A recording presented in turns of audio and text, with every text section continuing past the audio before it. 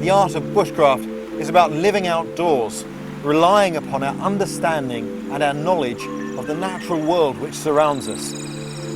In this programme, I've come to the jungle, which isn't always an easy place to travel in, but one where good bushcraft really makes the difference.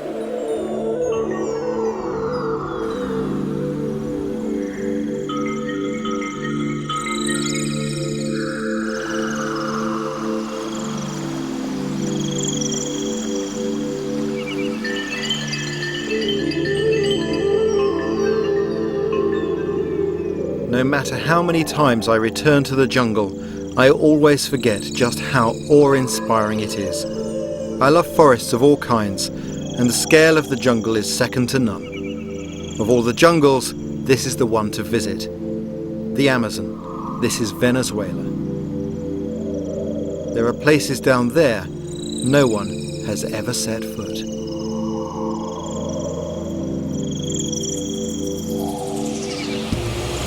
Once you take off, you start to think about all of your equipment you've got with you, and you start to think about things you've forgotten.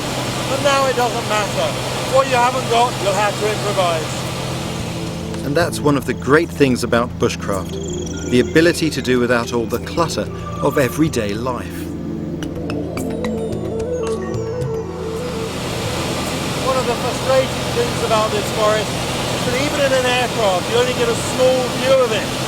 So huge. The only way to really understand how big it is to have a look at a map. The Amazon covers almost 3 million square miles. That's bigger than Australia. I'm flying to an airstrip at a remote village called Canaracuni, near the Brazilian border. It's 200 miles from the nearest town, but my final destination is even further, deep in the forest, the best way to experience the jungle.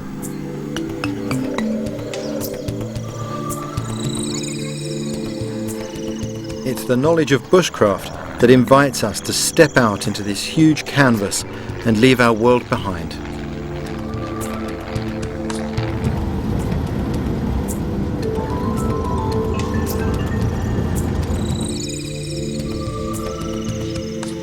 The people of Canaracuni are called the Yekuana, one of the oldest and proudest tribes of the area. Even with an airstrip, they don't get many visitors out here, so our cameras were a great source of interest.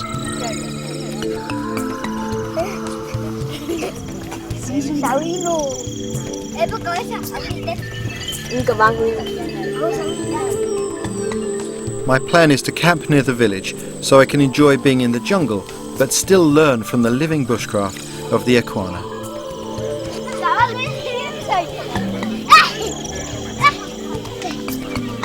If there's one thing I've learned from embarking on a trip like this, it's that whatever your plans and wherever you are, stay flexible, because this far from home, nothing ever goes quite according to plan.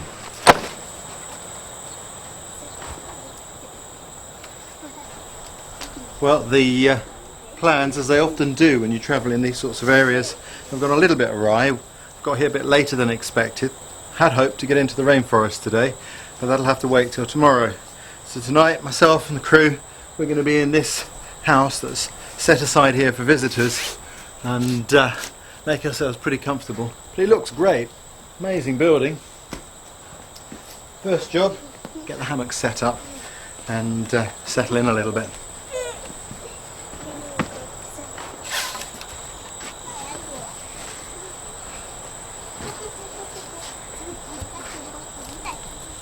After 2 days travelling, it was lovely to receive such a warm welcome.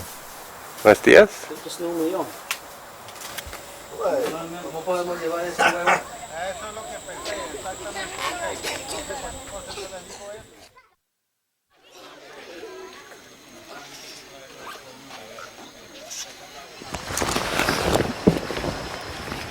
Early next day, we set off downriver. Yeah. 3 men from the village came with us, Luis, Saul and Benito. For them, bushcraft is a way of life.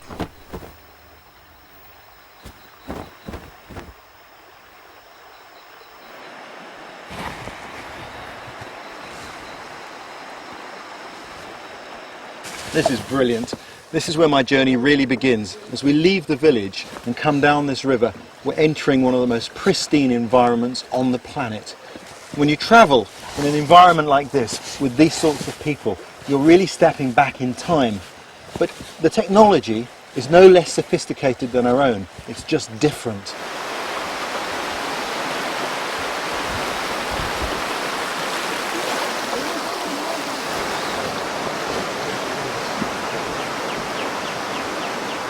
A little further downriver was a sobering reminder of what can happen when things go wrong out here. Brace yourselves. You all right? I can't believe it. Right in the middle of the river, there's a crashed aircraft. Can you imagine what a bad day this pilot had? Not only did he crashed in the middle of some rapids. And it's a very long walk back to civilization from here. I learnt later that they'd crashed because they overshot the runway at Kanerakuni after drinking too much. Lucky for them, they all survived. What we're looking for is a place to set up camp. Ideally, I want a shelving shoreline with a place we can bring the canoe in, perhaps a little beach where we can wash. As we rounded a bend, we came across the perfect spot, home for the next week or so.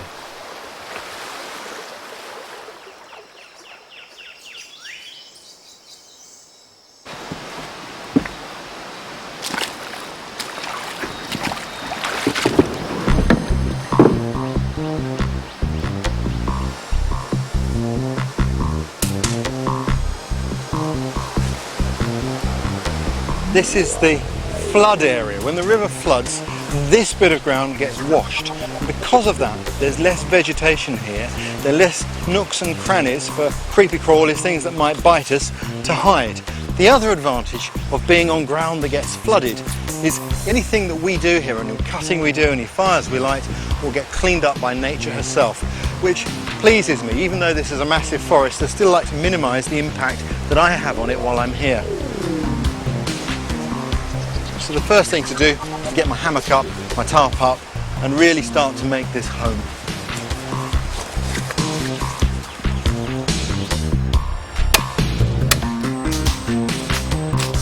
My equipment is man-made, but one of the principles of bushcraft is to know where and how to find the natural equivalents.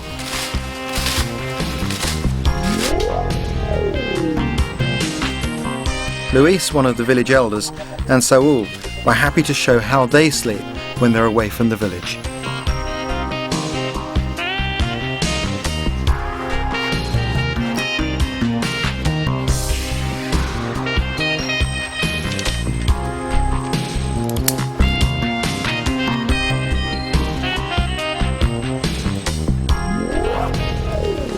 I'm setting up quite an elaborate lightweight camp because I'm going to be here a few days. If I was just here overnight, I wouldn't go to all these lengths. And the first job normally is that the roof goes up, because if it's pouring with rain, we can then work completely freely in the dry beneath it.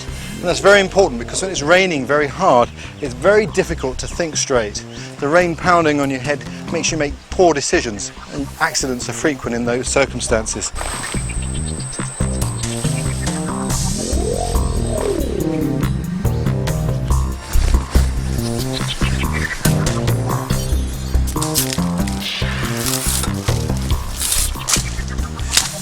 One little tip, never put your hands into an area that you can't see into with your eyes. You just never know. That way you don't get embarrassed and neither does a snake.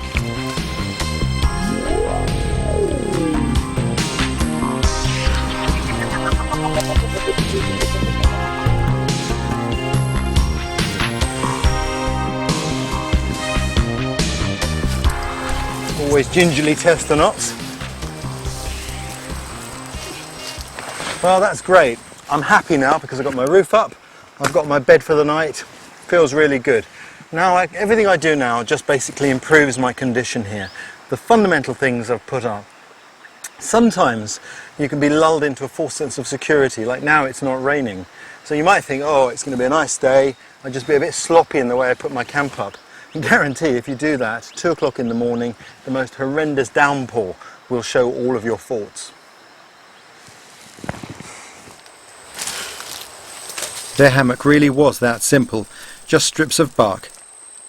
Not that Saul seemed concerned, he was a real showman. Saul's gone to sleep.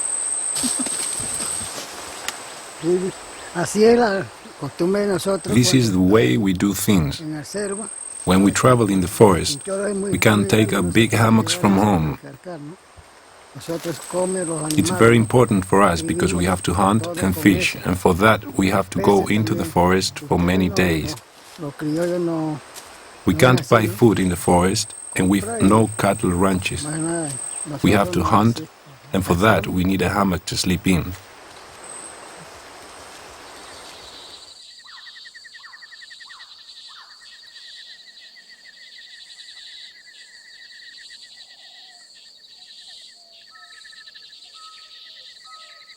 Much as it's nice to be in a village, I can't help thinking it's much better to be here in the forest. I love it. Here I can really take care of myself. The temperature, it's warm, it's sticky, but somehow it feels right. You feel just so much alive. And all around me, there's life.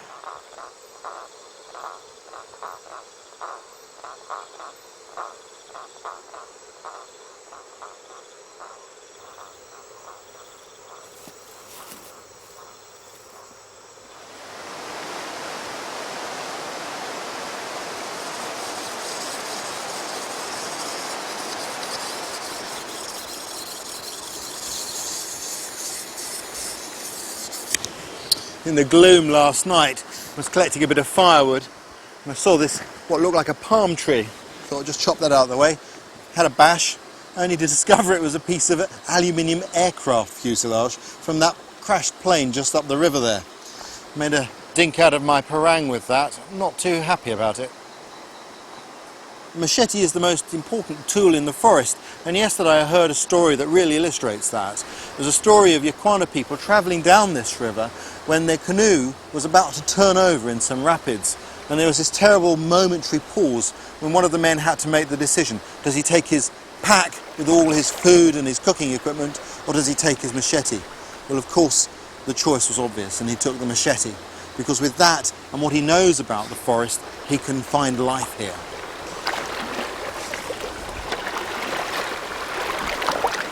This is a very important tool here, but it's also worth bearing in mind that the machete or the parang is the most dangerous tool we use in bushcraft because the length of the edge is so great.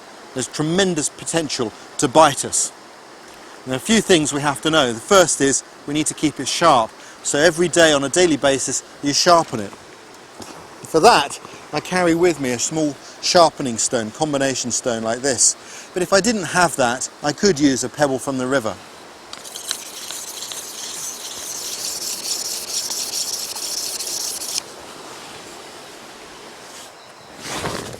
Probably the best way to show you how to use a machete is to make something. And we need a bench to go in our camp there so we can sit comfortably by the fire in the evening, and that's what I'm going to make. To start with, I've cut a small stick to give me a measure for some of the pieces I'm going to need. And I need to cut some strong supports. I use a measuring rod and we just put a mark on there. That's where I want to cut it. I'm going to need a point on the end. So rather than cut through and then point it, we'll do it all in one go. And this is something that you can really only do with a strong, stiff machete. Just to cut like so.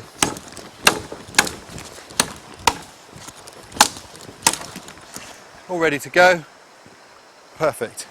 So that's one.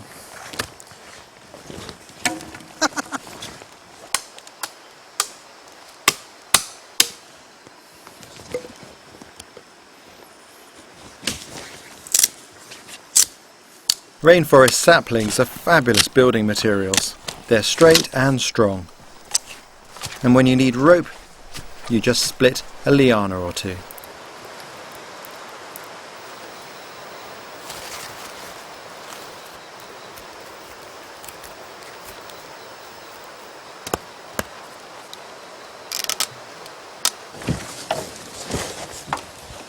With a bench as long as this, you need to put an extra support in the middle.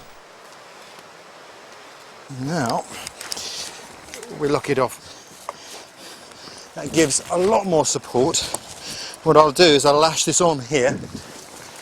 Everything locks together solid. Now we can sit comfortably and enjoy the fire.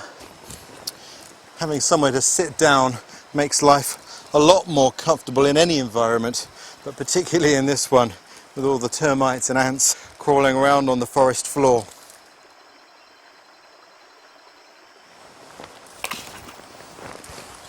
With my camp well established, I was ready to take a better look at Kanarukuni and find out more about where Luis, Saul and Benito came from.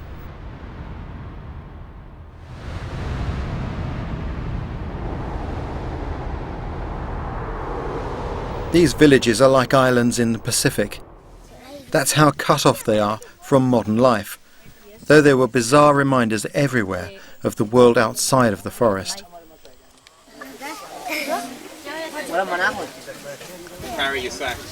About 120 people live here. Most of what they do is subsistence living, but they're also known for their baskets, which they trade.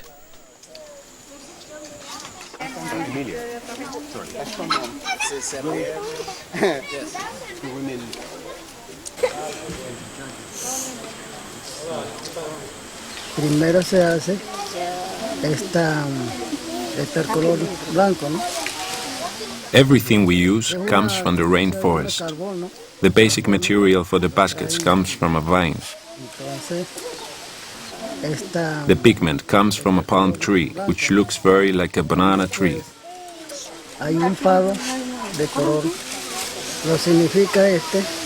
Some of the drawings on the basket are purely ornamental, but some of them have mythological meanings.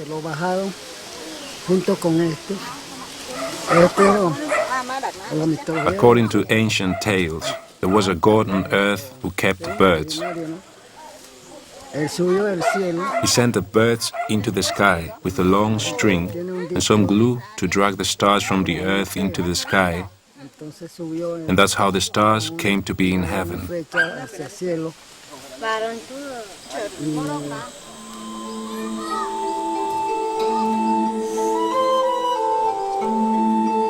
Bushcraft encompasses many skills and crafts.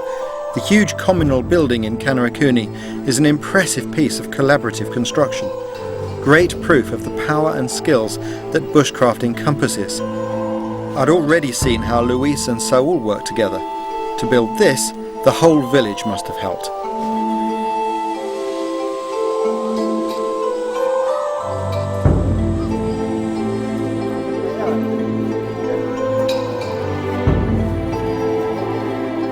Life in Kanarukuni is a mixture of change and tradition. They still paint themselves for special occasions. This bakery provides the staple food, a dried bread made from manioc root.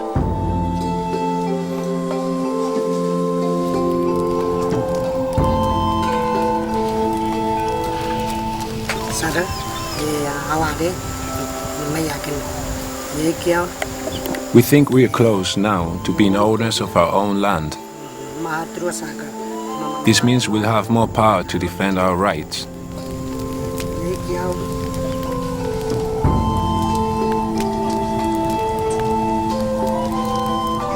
We've seen other communities that weren't so lucky.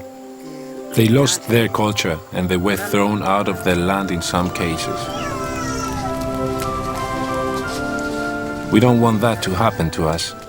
We want to continue our traditions and culture. So we'll mix in a little of some of the new ideas.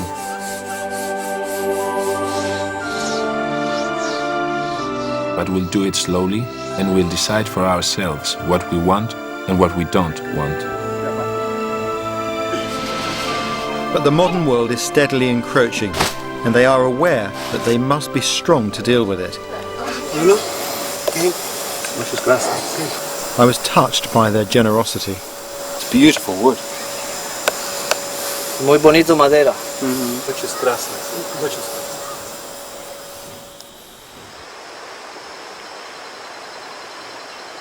There's no point trying to live by the rules and schedules of normal life when you're in the jungle.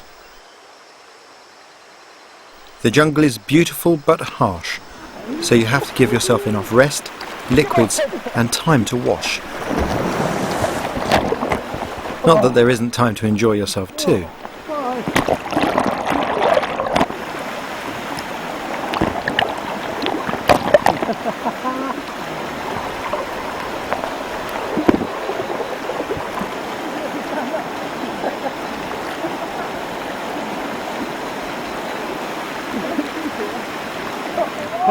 Though the jungle is just as capable of giving you a dousing.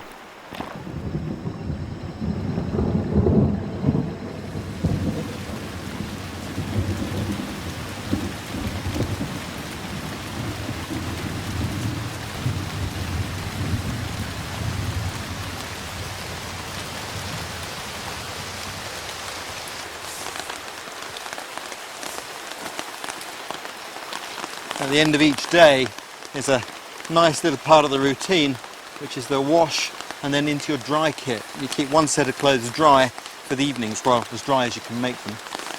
And it's important, when your feet have been wet all day, to wash them, to powder them, and to rub some life back into them. This prevents foot problems, foot rot, and other conditions associated with that. Really good. It's a nice time. It's not very often you take so much time to pamper yourself, as it were. It's great having the old hammock though, because you can just sit here.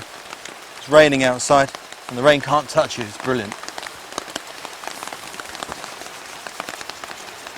Nice moment.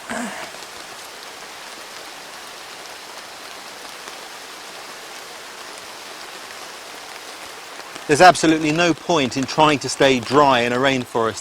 Things are just far too wet. But at the end of the day, it's really worthwhile putting on your dry clothes. And these waterproof socks, well, right now my feet are already warm and toasty. Fantastic.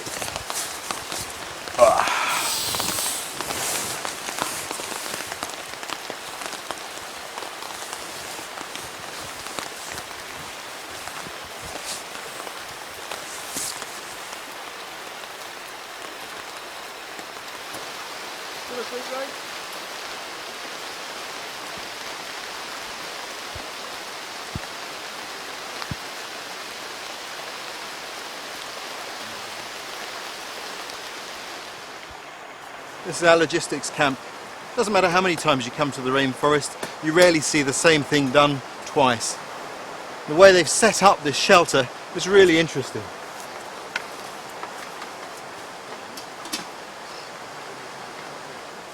They'd taken flexible boughs and chosen to arch the roof of our camp kitchen.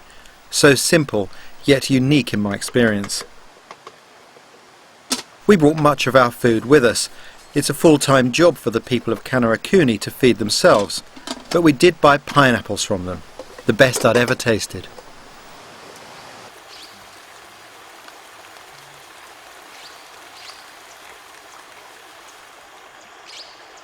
So why is this tree important to you, Lewis? Porque eso es importante para nosotros para hacer un pelota. Cuando no había pelota. We use it to make balls to play. And how do you do that?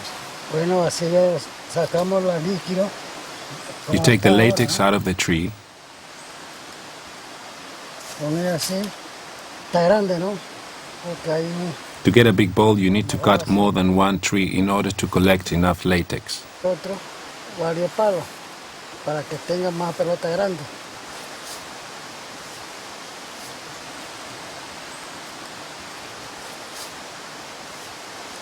And is that how these cuts came to be made? Yo, I did it. You did it. How many years ago was that? bueno, eso tiene 40 años. 40 years ago. Must have been small. Sí, esta fue, yo siempre me explico a los muchachos, por ahí está palo y otro. Yes, I remember it well. Sí, porque yo And I remember each tree we used to use. varias veces los I tell the veo children now where they can't find the right trees to make balls because balls from the city are expensive. Los niños todavía se usan cuanto no, porque es muy caro en ciudad.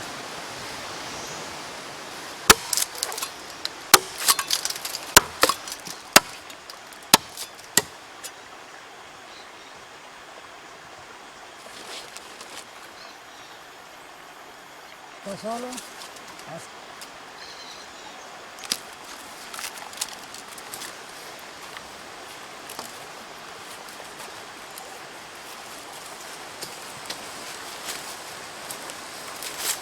Talking to Luis was like having your own encyclopedia of the jungle, and he was wonderfully generous with his knowledge.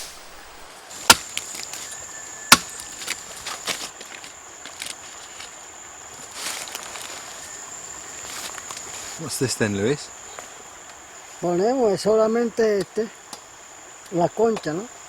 No es la... It's red sap from a vine that we use as a dye. solamente Traditionally, it la concha. should only be Sacamos collected esos by líquidos women who are no longer virgins. y con eso lo pinta. It's believed young girls coming of age might bleed to death if they do it. Cuarto So it's gathered by older women who already have children and grandmothers. en la piel. It's a really intense red colour. Really looks like this is bleeding. You can easily understand the mythology associated with it. If I put my hands down, you might think I'd cut myself. Very strong colour.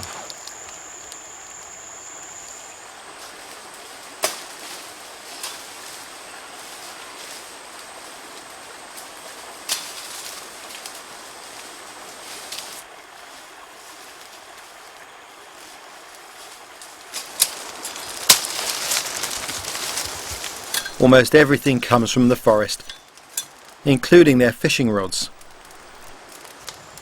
Luis used the fire to harden the rod, a technique I've seen indigenous people use all around the world. Where I come from, people will often spend a whole week's wages to buy a fishing rod.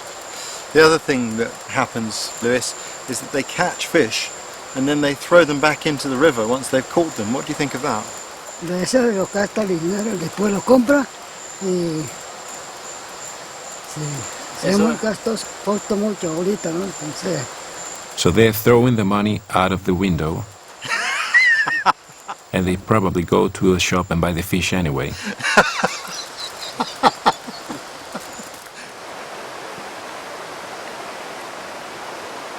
Next morning, we had to empty the boats before an early start.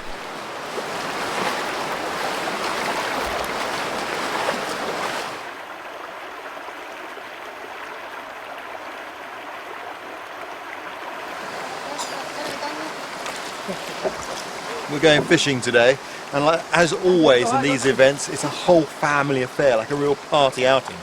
Great way to go and get your food.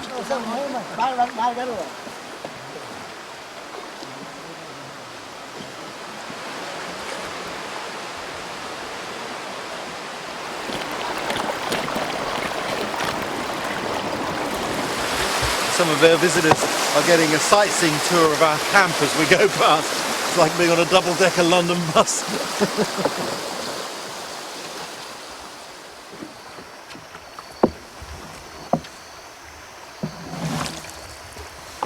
It feels like one of those explorer goes down the river moments. Pull hard together, blade on a feather. Reminds me of my boating days in Oxford. So thinks I've gone, man.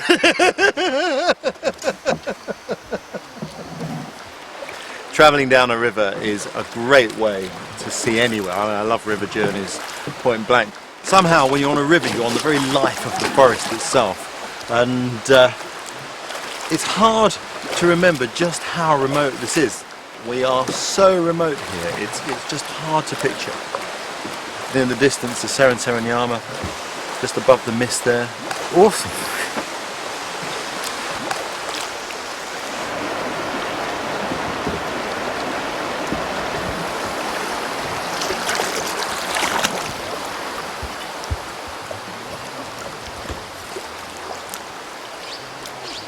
You hear the birds singing, so peaceful.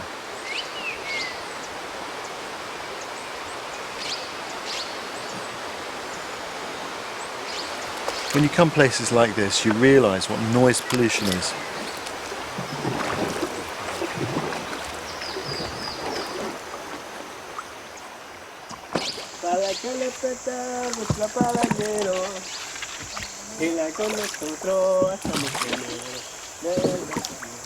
Venga este día. Para que despertar nuestra palandero. Como tu flor, estamos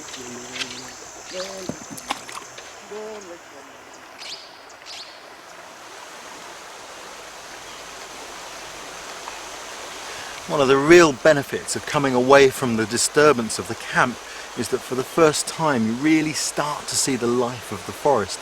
Almost everywhere I look there's something going on, like these toads mating.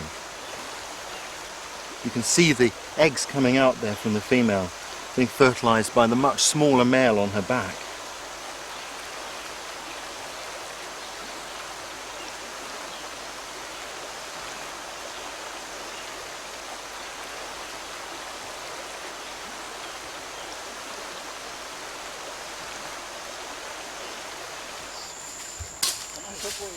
The more time I spent with these people, the more I enjoyed their company.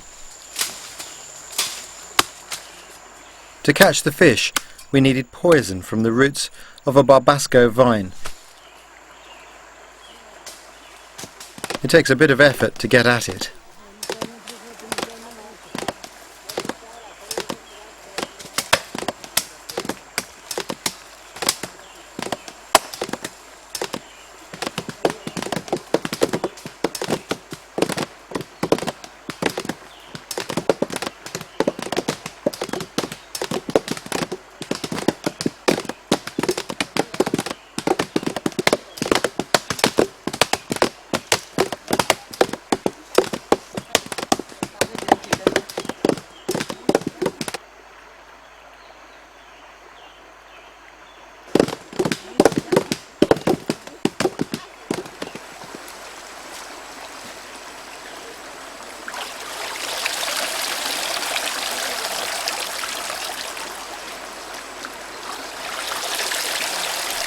Barbasco contains a mild poison that temporarily blocks the oxygen in the water so that fish are forced to the surface.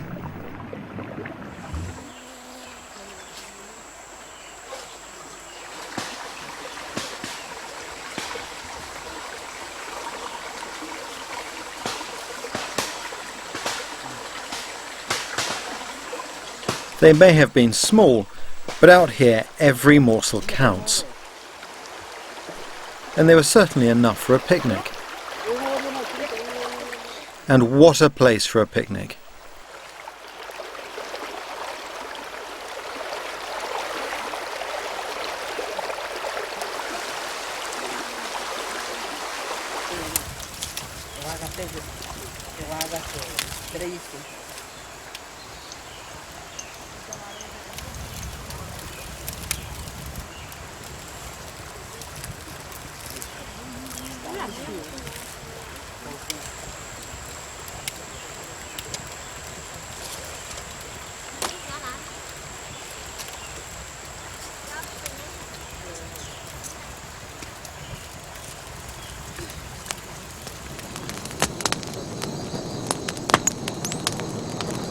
That evening I was struck by how everything here is about working together.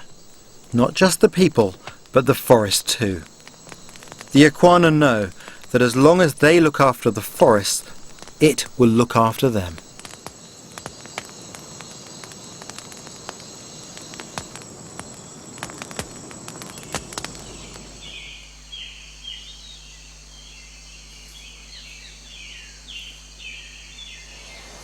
One of the real joys of the rainforest is the amount of life that's here. But this morning that life has come just a little bit too close. Termites have taken a liking to the crew's equipment boxes as potential new homes. It means, very simple arrangement, everything has to be clipped up off the ground.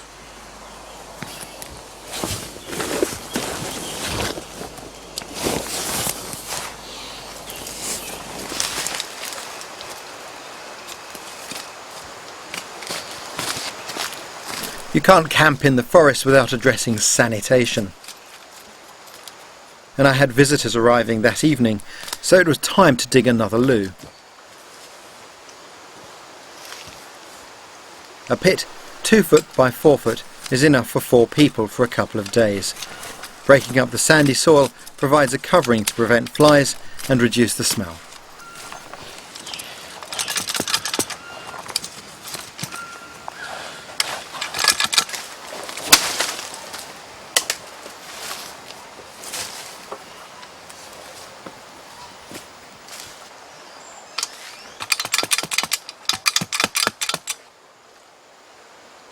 And the candle?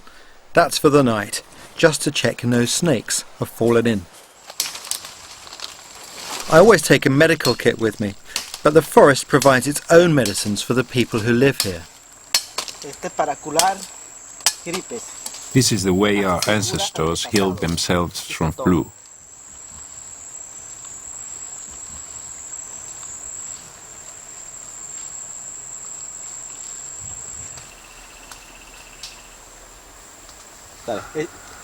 Esta plantas platanilla es muy importante para nosotros. Entonces, esta This is a planta, plant that's very important to cuando us. se pica culebra, o- We use this sap when someone's bitten by a snake, ant, spider, or any venomous animal. Cuando pica el culebra, You drink entonces this sap nosotros and are usamos healed. líquido. That's why it's important for us to look after this plant.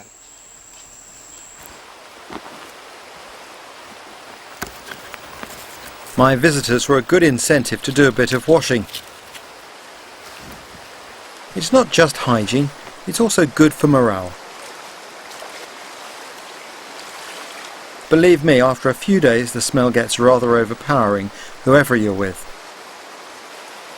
Anyway, it doesn't take long for clothes to dry in weather like this.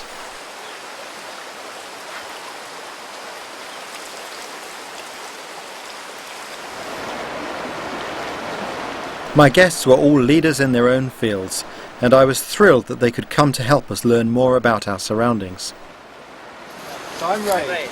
Lindy. I'm Nalini. Joel. Jesus. Nice to meet you, man. Ray. Ray, good to meet you. Joel. Joel, Lindy. Hi. It's hi. That's good to make it here. Incredible place. Just amazing. Well, let's help you with your gear and Great. we'll show you where you're staying.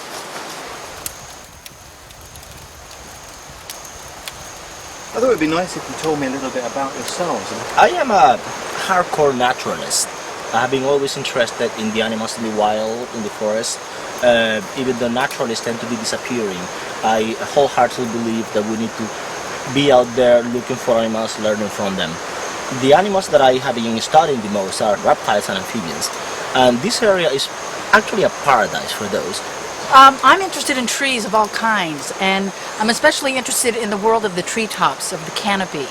When I first came to a rainforest when I was a graduate student in Costa Rica, my eyes went right up to the canopy and said, what is going on up there? And it turns out very little is known about the canopy. I became so thoroughly inspired by being in treetops that I couldn't let it go.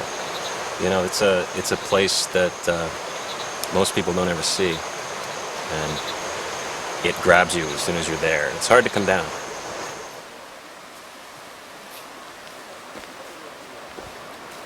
The next morning, I was to get my chance to experience at first hand what Joel had talked about.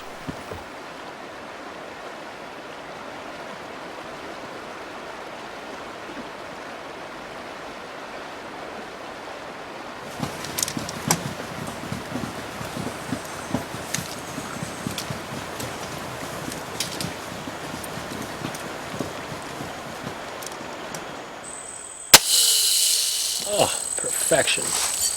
This is very exciting. All the rainforests I've been to, I've never had the opportunity to do what we're about to do today. And it's very frustrating when you're in the forest, if you like trees and you like forests, if you can't see out and actually see what they look like. So not only will I get a chance to see from above, like you get when you're in a plane, but also be close to it, not remote. I think that's fantastic. Through here?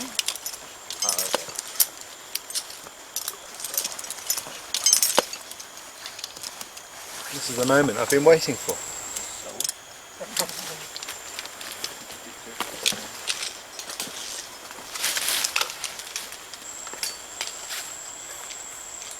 You look small down there already.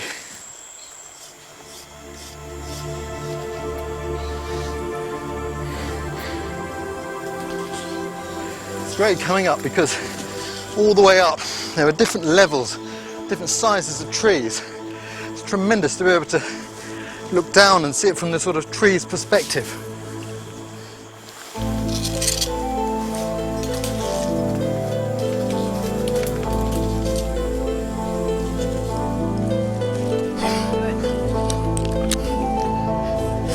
Wow.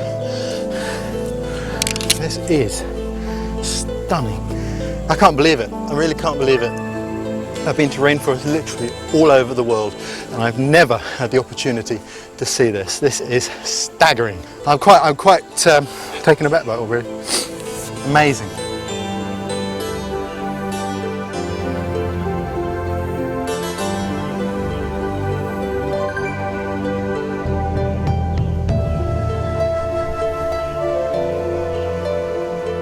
When you fly in over a forest, you're hundreds of feet above it. And to start with, you know, when you start high, you look down and you see moss. And then as your plane starts to come in lower, you see broccoli. And then you see trees, and you see sometimes fruits and parrots and monkeys, and occasionally an Indian in a canoe on the river. But that's it. Here I can reach it, I can touch it. That is just amazing. Absolutely amazing. I can't tell you, you know, you spent months and months on the ground and you've never seen where the real life of this ecosystem is. It's gobsmacking to come up here. It's awesome. So how does it work, Amelia? Can you tell me how it all works? Well, this is really, I mean, it sort of depends on where you want to start. This upper canopy is really where probably about 90% of the energy is captured by these leaves. Yep. And by photosynthesis, since they get this direct sunlight. As you go down, you'll see that it gradually gets darker and darker. And so as you get down to the forest floor, you've only got about 2% of the sunlight left. So all the plants on the forest floor are very well adapted to very, very dark conditions. But these trees have really had to fight to get up here, haven't they? That's right. Basically, it's been sort of this game of competition that when seedlings start on the ground, some of them require gaps. Sometimes they can just wait it out, wait for a tree fall, and then they're boom, ready to go. And they just start growing vertically without branches because they're investing all of their energy into just getting up. Once they get up, though, you can see the architecture of these trees are spreading out their crowns now that they're up here to maximize the interception and capture of energy. Yeah. What are the discoveries you've made so far? Well, part of what I've been working on is trying to understand how what goes on in the canopy relates to the forest as a whole. How nutrients that are captured by ferns and bromeliads and these plants that grow up here, how they return to the whole forest. And it turns out they're actually very important in terms of bringing in more nutrients by their presence. These are the plants that actually sort of live on the major trees. That's right. Yep. And they don't get their nutrients from the ground. Or the tree. They get them from the rainfall and the mist and the dust that comes in. So what they can trap.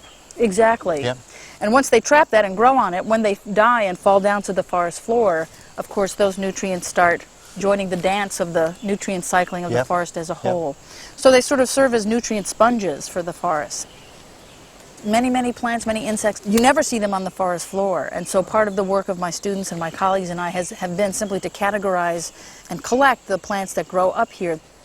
I wish everybody could see this. I do too. I do too. Well, for me, you've filled in a piece that was missing from the jigsaw. I'm so delighted that we got to bring you up here, Ray. Very special.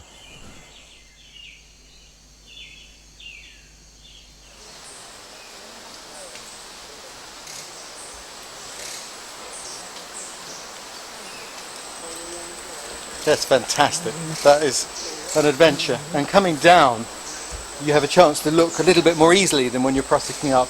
And you see all these different layers of saplings fighting to get up there. It's wonderful. Really wonderful. And now we are down in the gloom. This is rather like being a mouse under the table where there's a party. The party's up there and it's just the scraps down here and the scavengers cleaning up.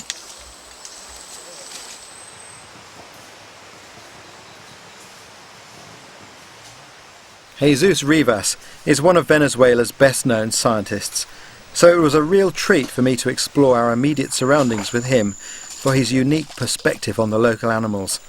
I wasn't disappointed. This is a dead frog. It's a live frog. It's just plain dead now. So that's his defense mechanism, is it, Jesus? Yeah, then many predators don't get interest in dead animals. They just want to make sure it's very fresh and alive.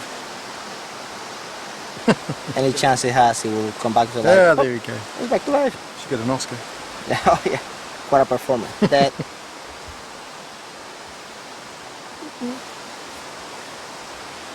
Alive. There are lots of frogs in South America. You have 2/3 of the frogs, of the total number of species of the world, you find them in South America only. You know, a lot of people are afraid of going into the forest because of the very things you like to study. They don't know any better. That's interesting. I've always had this view that knowledge dispels fear. Would you agree with that? Oh, absolutely, absolutely. I don't know, it's I think some sort of theraphos, I think.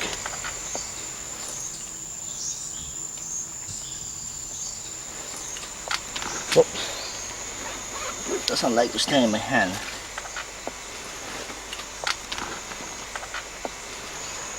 It's some sort of tarantula, as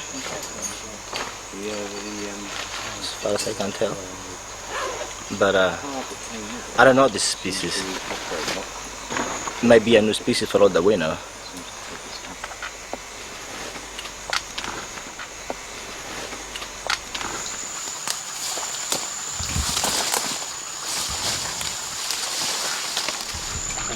Metemos la mano en el agua así como si nos estuviéramos agarrando.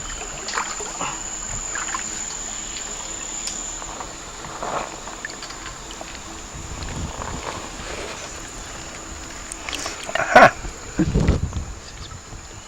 Small freshwater shrimp. You think he's a lobster?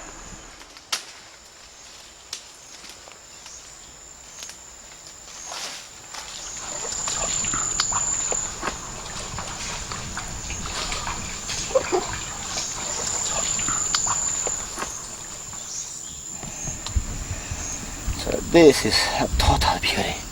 It's a poison dart frog. So this is what's interesting. This area has never been sampled. Animals from this area are not known in any museum or any collection. So finding these guys here is actually pretty cool because we can figure out where they come from and what the origin is. They're called poison dart frog because they're pretty really very poisonous. Their skin has toxins that if any predator eats them, they'll die. So what indigenous people do in some parts, they poison their darts in the skin of these frogs, and so when they hit a prey, the prey dies almost instantly for the venom of these guys. However, that venom is only active in the blood system. It's not gonna do any harm to my skin. That's why I can handle it without any harm. If I had any wound, any cut in my hands, then I would be in a lot of pain.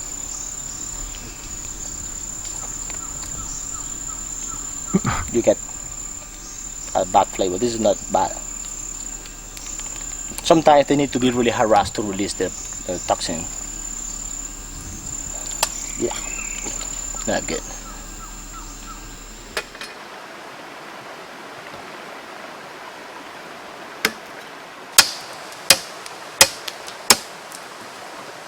Benito demonstrated his skill with a machete to knock up a paddle for a canoe.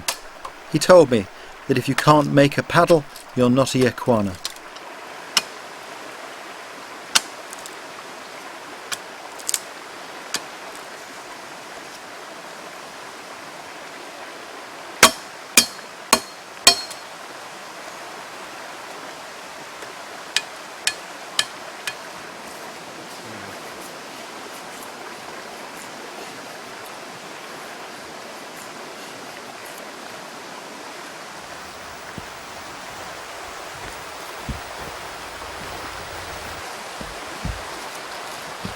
I heard several translations of what Yekuana means, but the one that rang most true was the people who come by boat.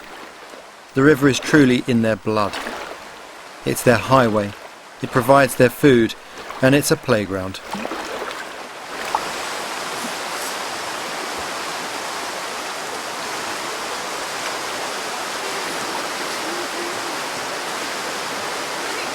I've rarely seen anyone more at home on the water.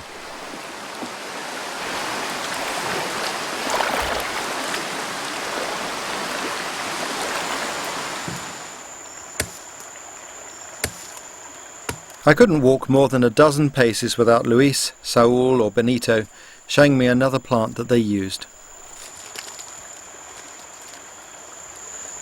Esta se llama, nosotros llamamos majewa. We call it mahewa. Se pica con machete, ¿no? Corta de It's machete. used when you have a bite or little wound from a sharp tool. It helps to heal the wound.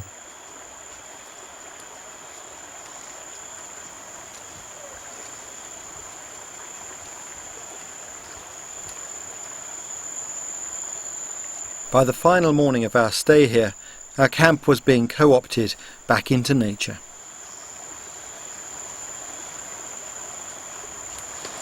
I felt right at home and very sad to have to go. But there was one last thing I wanted to know if I could see before leaving. Their knowledge of how to light a fire. I asked them to show me their traditional method of fire lighting, but it soon became apparent that matches and cigarette lighters had replaced traditional knowledge. Let's have a go then, Benito. This one? Sí. Ya. Okay. Sí. Y Broken it. ahí está otra. You stick it in a longer stick. Sí. And that one. Ahorita donde. Would it be right if I suggest a slightly different way of doing this? Dice que sí, estaría bien si él puede sugerir una forma nueva de hacer fuego. Sí.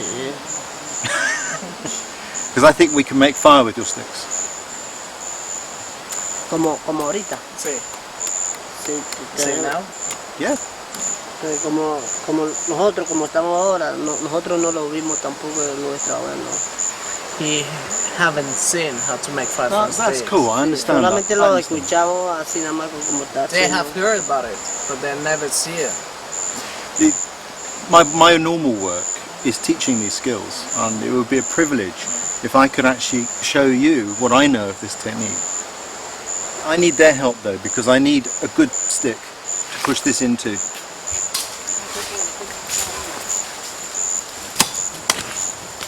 Firelighting by friction is a very difficult skill. For a man here to admit that he can't make fire in the forest when he can do everything else, that takes a real sense of courage, I think. It's a real testament to the strength of character of these people. And it's very difficult for me to broach that issue without questioning his manhood. And we've been able to get past that stage, and hopefully we'll make some fire here today and we'll put that skill back. What I'm going to show them is the way I make fire, and it may be that this is slightly different to their cultural way of making fire, but I think at the end of the day what is important is the ability to go into the forest and find fire from what nature provides. Because this drill is a little bit too short, what we're going to do is we're going to attempt to lengthen it with another stick, which needn't be dry.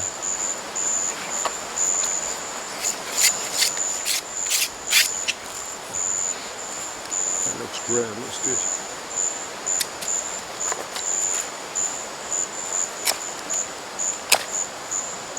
This was uncertain ground, both for me and them. Benito, how far do you have to go to get matches or a lighter? Sí, en esta zona quedan muy lejos de This area is very far away for anything, and it takes a long time. How long? ¿Cuánto tiempo? 15 días. It can take from 15 days to even 1 month if you go in a canoe paddling. 15 days to a month paddling in a canoe to get Yeah. a box of matches. It kind of tells a story, doesn't it? Ah, sí. If you can just hold that for me for a moment.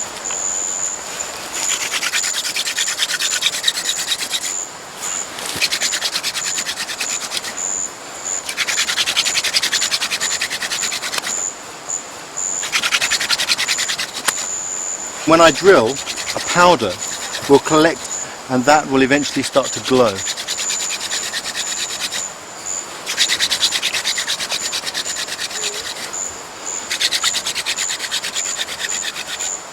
Okay.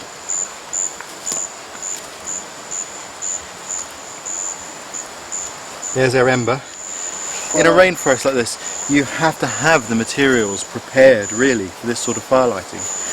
And in the past, people would have kept these materials nice and dry, ready for their need.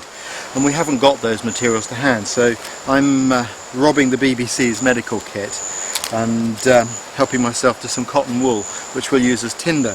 But there are trees in the rainforest that provide seeds at the right time of year, which are just like that. Muy buena madera.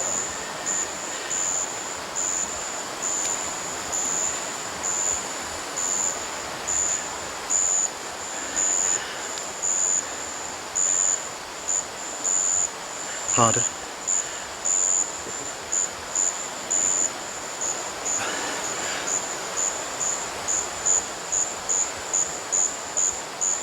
One of the things about the rainforest, it's so humid today that this isn't catching fire straight away. It's not the ideal tinder, but we have got fire now. We'll add some little shavings on there and away it'll go. Hello.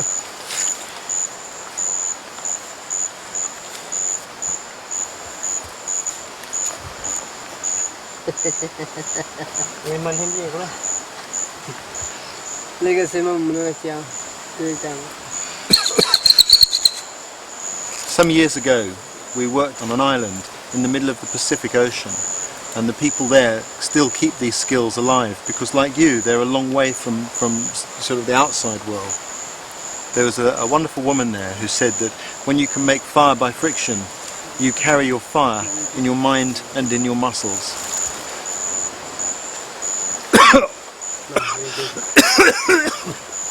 Oh dear. Don't smoke that stuff. Oh.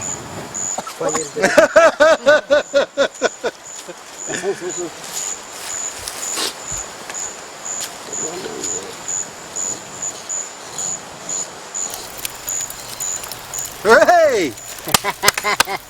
Well done, Benito. Fantastic. The wood they're about to put on the fire is a tree that they taught me about. I had no idea about this. And this wood here burns even when it's green. And it's one of the things that they have to know about making fire in the forest. Their ancestors may have had to rub sticks to make fire. Today they use lighters. But some knowledge still survives. Our success inspired Saul and the others to practice frantically all the next day.